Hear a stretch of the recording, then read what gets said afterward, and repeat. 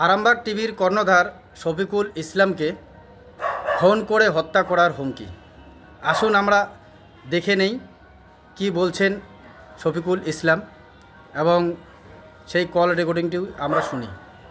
প্রিয় দর্শক, আমি শফিকুল ইসলাম এবং আপনারা দেখছেন আরামবাগ টিভি। দর্শক, আমি তো দুদিন ধরে ইউপির এই খবরটা করছি, আই লাভ মোহাম্মদ পোস্টারকে ঘিরে যা সব চলছে ওখানে এবং পুলিশ যে ব্যবস্থা নিচ্ছে সেই সব বিষয়ে।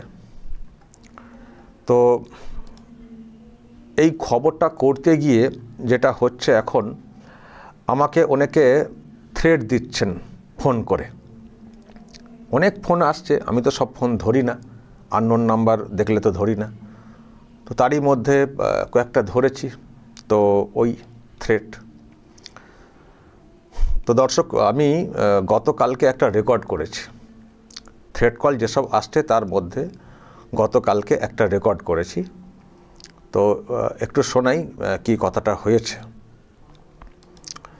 কালকেই এই কলটা এসছিল রাতের দিকে।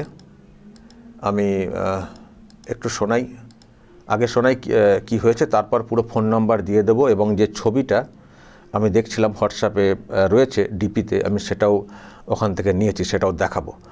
তো আগে শুনুন, এবং যারা এলাকার মানুষ, মানে ওই যে ব্যক্তি আমাকে থ্রেটটা দিয়েছেন তার এলাকার যারা আছেন তারা যদি চিনতে পারেন গলাটা, একটু চিনে বলবেন তো কে এই ব্যক্তি। তো কি কথা হয়েছে দেখুন দর্শক, শুনুন, তারপর আমি ব্যাখ্যাতে আসছি। হ্যালো, হ্যাঁ, কে? নাম?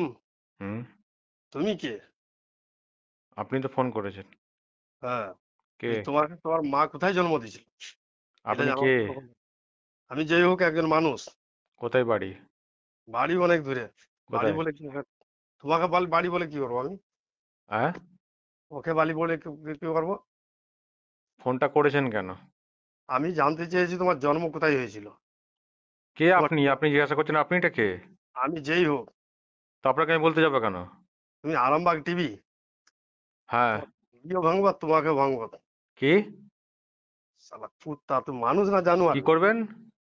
হত্যা করবো তোকে, হত্যা। হত্যা করবেন? হ্যাঁ, কোথায় বাড়ি আপনার? বাড়ি যেখানে হোক, কবে হত্যা করতে আসবেন? যেইখানেই পাবো সেখানেই হত্যা করবো। আরামবাগে চলে আসুন। আরামবাগে কেন, যেইখানেই পাবো সেখানে হত্যা। আরামবাগেই পেয়ে যাবেন, এলে চলে আসুন। পেলেই হত্যা করবো তোকে। আরামবাগে চলে আসুন। না, আছি তো, বললাম তো। আমি নয়, তোকে কত লোক হত্যা করবার জন্য দাঁড়িয়ে আছে। আপনি আসবেন তো হত্যা করতে? কবে আসবেন? আমি তোকে বলে কেন যাবো বে? আপনার বাড়ি কোথায়? আমার বাড়ি অনেক দূরে, তোকে বললাম। দম নেই, দম নেই, কোথায় বাড়ি বলার দম নেই? এই সাহস? তোকে বাড়ি বলে কি করবো? এই সাহস? দম নেই তো? মানুষই লাইবে, তোকে বাড়ি বলে কি করবো? ওবে ওবে ওবে ওবে করে লাভ নেই। কোথায় আসুন না, আসি বলছি তো কালকে, আমি তো আছি এখানে আরামবাগে। ছেলে তুই আরে মায়ের, আপনার বাড়িটা কোথায় শুধু শুনি না। তোর গলায় পাঁচ সেটাই সেটাই সেটাই, সেই দমটা নেই। তোকে দাম বলে কি করবো বে জানোয়ার? তাহলে কত দম তো বোঝা গেছে। তুই কোথায় জন্ম নিয়েছিস? তোকে মানুষ জানোয়ার কোথাকার, শালা শুয়োর কুত্তা, কোথাকার, শালা জানোয়ার। তোর কি আর কথা বলবো, কোথায় বাড়ি সেটা বলারই দম নেই, উল্টো পাল্টা কথা। আর কি কথা কন্টিনিউ করব? আমাকে নাকি হত্যা করবে। বাপ রে বাপ, হত্যা করবে, যেখানেই পাবো সেখানেই হত্যা করবো। আমি বললাম আমি তো আরামবাগে আছি, চলে আসুন। কবে আসছেন? চলে আসুন। সে দম নেই, কবে আসবো সেটা বলারও দম নেই, আর কোথায় বাড়ি যখন জিজ্ঞাসা করছে সেটাও বলার দম নেই। হত্যা করবে, অনেকে নাকি আমাকে হত্যা করবে। আরে অনেকের কথা ছেড়ে দিন, আপনি কবে কি করবেন, কবে আসবেন সেটা বলুন না। সেটা বলার দম নেই। আবার শুরুতে একজন মহিলার গলা পেলাম, নাম বলতে বারণ করলেন মনে হলো। এই হচ্ছে অবস্থা, হত্যা করবে, আমাকে হত্যা করবে। আবার এত দম দেখানো, কিন্তু কোথায় বাড়ি সেটা বলার দম নেই। বুঝতে পারছি এরা সব কারা। আমি দর্শক ওই ফোন নাম্বারটা নিয়েছি, ফোন নাম্বারটা আমি দেখাতে চাই, পারলে একটু আপনারা ফোন করবেন তো, চেনার চেষ্টা করবেন তো, মানে পরিচয়। এই হচ্ছে ফোন নাম্বার। 91টা বাদ দিয়ে দেবেন, এদিকটা থেকে নেবেন আমাদের লোকাল। 9647173320 এই হচ্ছে ফোন নাম্বার। এখান থেকে ফোনটা এসছিল আমার কাছে।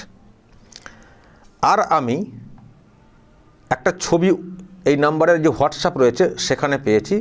ছবিটা হচ্ছে এটা ডিপিতে যে ছবিটা দেওয়া থাকে, আমি জানি না ওর নিজেরই ছবি কিনা নাকি অন্য কারো ছবি নাকি পরিবারের কারো ছবি, জানি না।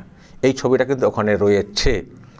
এবার যারা এলাকার মানুষ তারা তো গলা শুনলে বুঝতে পারবেন এটা কার, সত্যি এই ছবি কিনা, কি নাম। আচ্ছা, আমি হোয়াটসঅ্যাপে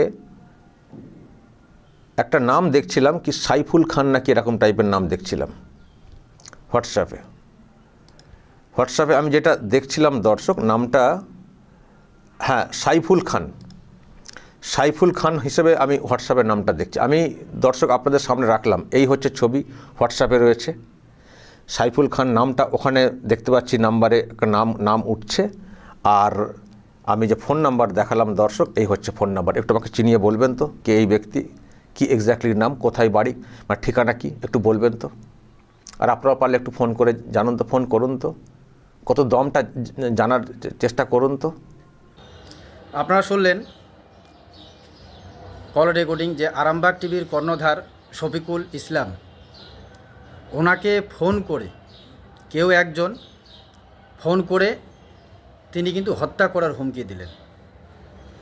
এটা এবার তিনি অডিও কলও প্রকাশ্যে নিয়ে আসলেন এবং তিনি সেই নাম্বারটিও আপনারা দেখলেন এবং নাম্বারের একটা হোয়াটসঅ্যাপ নাম্বার যেটা থাকে সেটা তো নাম কি সেটাও বলে দিলেন।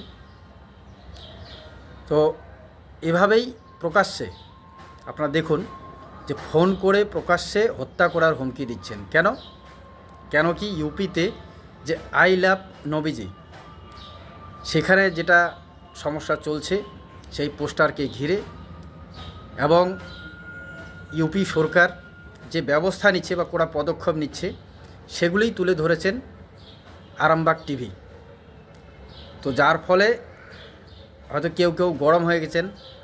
তিনি বললেন যে একাধিক ফোন আসছে, কিন্তু অনেক কল তিনি রেকর্ড করেন না, কিন্তু এই কলটি রেকর্ড করেছেন এবং প্রকাশ্যে ফোনের মাধ্যমে খুনের হুমকি দিচ্ছেন। যার জন্যে আরামবাগ টিভির কর্ণধার শফিকুল ভাই তিনি কিন্তু বললেন, হোয়াটসঅ্যাপে একটা ছবিও দেখালেন যে হোয়াটসঅ্যাপে ছবিটা রয়েছে, যদিও তিনি কনফার্ম নন, এবং গলার আওয়াজের সাথে ওই ব্যক্তির কেউ যদি চিনে থাকেন এবং নাম্বারও দিয়েছেন যে ফোন করেও খবর নেওয়ার। যদিও আমি সোশ্যাল মিডিয়ায় বলছি যে আমি কিন্তু ফোন করে খবর নেব, কারণ ফোন করে মানে প্রাণে মারার একটা হুমকি, খুন করার হুমকি প্রকাশ্যে দিচ্ছেন। তো এই ব্যক্তির খোঁজ খবর রাখা দরকার। যদিও আমি আরামবাগ টিভির পুরো প্রতিবেদন দেখলাম, সেখানে আরামবাগ টিভির শফিকুল ভাই তিনিও বলছেন যে তিনিও কিন্তু আরামবাগ থানায় কমপ্লেন করবেন এবং তিনি দেখতে চান যে আরামবাগ থানা থেকে কি পদক্ষেপ নিচ্ছেন। তো যাই হোক, কিন্তু আপনারা দেখলেন যিনি ফোন করে শফিকুল ভাইকে হুমকি দিচ্ছেন, শফিকুল ভাইয়ের বাড়ি কোথায় জিজ্ঞাসা করলেন, অ্যাড্রেস কি। আরামবাগ টিভির কর্ণধার শফিকুল ভাই তিনি কিন্তু হুড়হুড় করে সব বলে দিলেন কোথায় বাড়ি, কী নাম। কিন্তু যখন শফিকুল ভাই জিজ্ঞাসা করলেন সেই ব্যক্তির কিন্তু নামটাও, একটা ব্যক্তির যে নাম থাকে, যার সৎ সাহস থাকবে সে তার নামটা কমপক্ষে বলবে, তিনি কিন্তু নামটাও বললেন না। তো কি বলবেন, এ সমস্ত হচ্ছে কিছু শয়তান বলা যেতে পারে, শয়তান ব্যক্তি থাকে, তারাই এই ধরনের কাজ করেন। কারণ ওনাকে ভালো করে দেখলে হয়তো বোঝা যাবে যে উনি ধর্মের কিছুই জানেন না, কিন্তু উনি ফোন করে হুমকি দিচ্ছেন। সৎসাহস নেই। সৎসাহস যদি থাকতো তাহলে ওনার নাম ঠিকানা বলতো। কারণ শফিকুল ভাই তো ক্লিয়ার বললেন যে বাড়ি আসো, আরামবাগে আসো। তিনি বললেন না, এবং নাম জিজ্ঞাসা করলেন, নামও বলতে অনিচ্ছুক। কি বলবেন এই সমস্ত ব্যক্তিকে। এবং শফিকুল ভাই যে ইউপির ঘটনা নিয়ে আই লাভ নবীজির যে পোস্টার নিয়ে প্রতিবেদন করেছেন, আমি সেটাও দেখলাম। তো সেটাতে এমন কিছু বলা নেই যে কোনো মুসলিম ব্যক্তির খারাপ লাগতে পারে। সেখানে ইউপি সরকার একটা ঝামেলা, যে একটা আই লাভ নবীজির পোস্টারকে ঘিরে যে সমস্যা হয়েছে, সেই সমস্যা তিনি কড়া হাতে দমন করছেন। এটা যে কোনো রাজ্য সরকারকে করা দরকার। ওই আমাদের এখানকার রাজ্যের মতো নাকি, যে বাড়ি ঘর ছেলে লোক পালিয়ে চলে যাচ্ছে, গরু ছাগল সব লুট হয়ে চলে যাচ্ছে, 4-5 ঘন্টা পরে সেখানে পুলিশ প্রশাসন আসছে, অনেকেই বলছেন ফোন করার পরেও আসছে না। তো সেখানে তো কড়া পদক্ষেপ হচ্ছে, আমরা দেখছি। তো এই সমস্ত নিয়েই তিনি ভিডিও করছেন বা ইউটিউবে পোস্ট করেছেন। তো যার জন্যেই হয়তো এই হুমকি।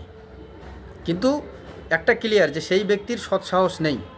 সৎসাহস থাকলে এভাবে নাম বলবে না, এরকম হতে পারে না যে সৎসাহস নিয়ে কাউকে হুমকি দিবেন। বা ওনার যদি এই শফিকুল ভাইয়ের আরামবাগ টিভির প্রতিবেদন খারাপ লেগে থাকে, তাহলে উনি কিন্তু বলতে পারতেন বিশ্লেষণ করে যে না, আপনি এইভাবে বলেছেন বা এইরকম করে বলছেন, কেন এটা বললেন। তিনি শর্টকাট জিজ্ঞাসা করছেন, কোথায় জন্ম, কি ব্যাপার, অশ্লীল ভাষা। তো একজন মুসলিম ব্যক্তির